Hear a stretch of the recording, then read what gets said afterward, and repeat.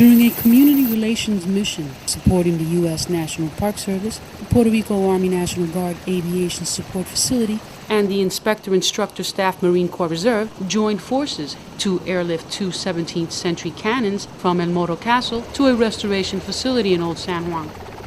The cannons, weighing more than 4 tons, were last moved in the 1950s by physical manpower.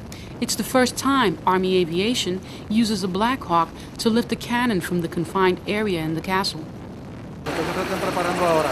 Chief Warrant Officer 4 William Melendez, Army Aviation Support Facility Safety Officer, explains the danger involved and where the cannons are going. An engine failure here would be catastrophic. I was in constant communication with the pilots via radio, so I asked them, "You good to go?" So go ahead and take them. They're taking them down there to the restoration place. It's called El Polvorín. That's the old powder house. They're gonna sink them in some kind of acid and cleaning compounds. And then about 6 months, probably 3 to 6 months, they may call us again to put them back once they're restored. Due to the harsh environment the cannons are exposed to, it'll take a year before the National Park Service finishes the preservation process before moving the cannons.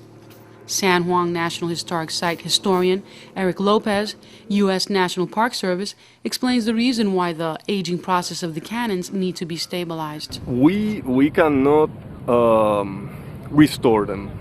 The state, I mean, those two were 18th century cannons, so they've been in a harsh environment for almost 300 years, and it's really hard to restore a piece like that with salts, humidity, winds in the area.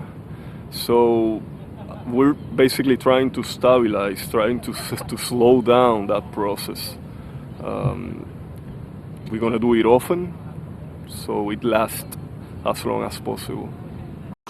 In a joint forces effort to rescue the cannons from the grips of the aging process, a positive relationship develops between the Army National Guard and the Marine Corps Reserve.